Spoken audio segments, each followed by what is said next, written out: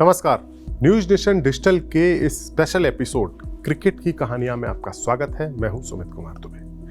Cricket के खेल में बदलते वक्त के साथ साथ टीमों की रणनीतियों में भी बदलाव होते रहते हैं और कुछ बदलाव तो ऐसे होते हैं जो इस गेम की तस्वीर को ही बदल देते हैं।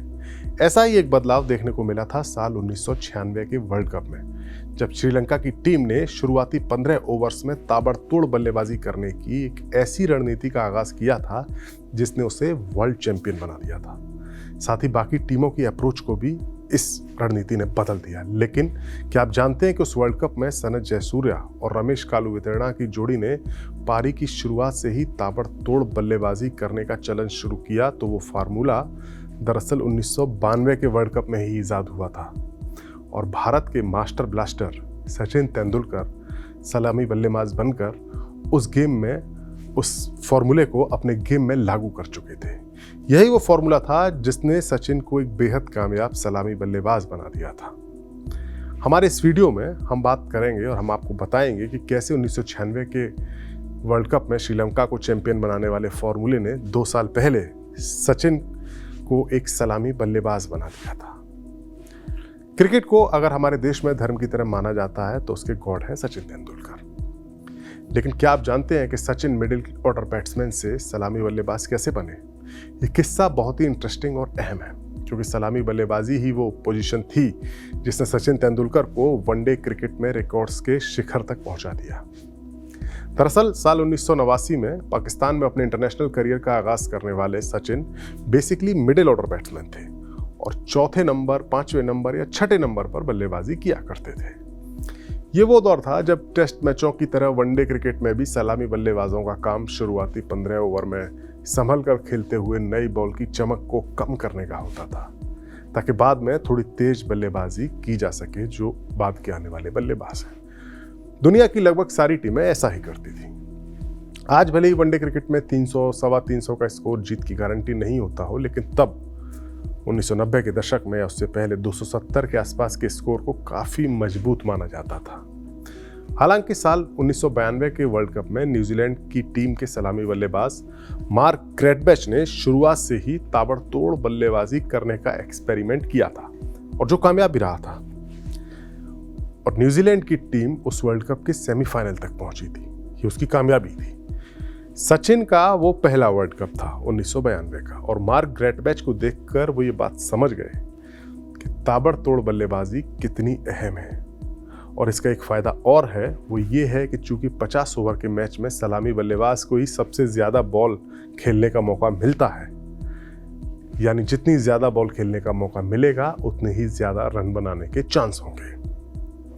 सचिन ये चांस लेना चाहते थे और मौका आया 27 मार्च 1994 को।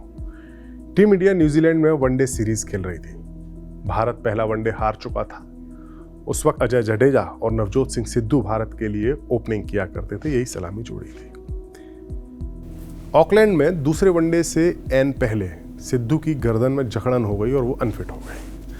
अब कप्तान अजहरुद्दीन और मैनेजर अजीत वाडेकर के सामने सवाल था कि जडेजा के साथ ओपनिंग किससे कराई जाए।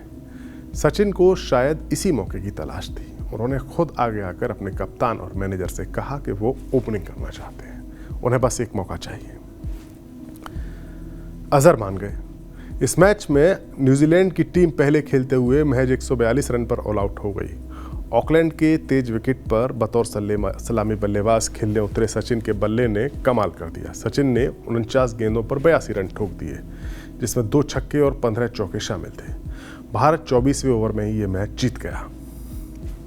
नवजोत सिंह सिद्धू अगले मैच में फिट हो गए, लेकिन सलामी बल्लेबाज तो अब सचिन तेंदुलकर बन चुके थे। तीसरे वनडे में उन्होंने 75 गेंदों पर 63 रन बनाए और चौथे वनडे में 26 गेंदों पर 40 रन की पारी खेली। भारतीय टीम को अब एक नया सलामी बल्लेबाज मिल चुका था। एक ऐसा बल्लेबाज जो पारी की शुरुआत करते वक्त दबता नहीं है, बल्कि गेंदबाज पर हावी होकर खेलता था। इसी साल यानी 1994 में ही सचिन ने कोलंबो में खेले गए सिंगर कप में ऑस्ट्रेलिया के खिलाफ भारत की पारी का आगाज करते हुए 110 रन बनाए। ये सचिन का वनडे करियर में पहला शतक था। इसके बाद सचिन ने कभी पीछे मुड़कर नहीं देखा। सलामी बल्लेबाज बनने से पहले सचिन ने 69 वनडे मैचों में ना तो कोई शतक लगाया था और उनका एवरेज भी बस 31 रन के आसपास का था। लेकिन जब साल 2012 में उन्होंने वनडे क्रिकेट को अलविदा कहा तो उनके नाम के आगे 49 शतक थे और लगभग 45 रन प्रति पारी का औसत था। सचिन तेंदुलकर के सलामी बल्लेबाज बनने की घटना ने दुनिया में वनडे क्रिकेट को बदल दिया।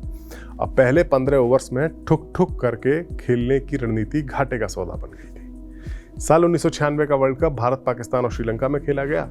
श्रीलंका ने सनत जयसूर्या और रमेश कालुवितरणा की सलामी जोड़ी को शुरुआत से ही ताबड़तोड़ बल्लेबाजी करने का जिम्मा सौंपा। ये रणनीति कामयाब रही और श्रीलंका की टीम पहली बार वर्ल्ड चैंपियन बनी। यानी सचिन का फॉर्मूला अब हिट हो चुका था। बतौर सलामी बल्लेबाज सचिन को कई पार्टनर्स मिले और सौरव गांगुली और वीरेंद्र सहवाग के साथ तो उनकी जोड़ी ने कई रिकॉर्ड्स भी बनाए। तो ये इस हफ्ते की हमारी थी क्रिकेट की कहानी, जिसमें हमने आपको बताया कि कैसे सचिन के फॉर्मूले ने श्रीलंका को वर्ल्ड चैंपियन बना दिया। अगले हफ्ते क्रिकेट की कहानियां के सेगमेंट में हम एक नए वीडियो के साथ फिर हाजिर होंगे। तब तक के लिए अलविदा, नमस्कार।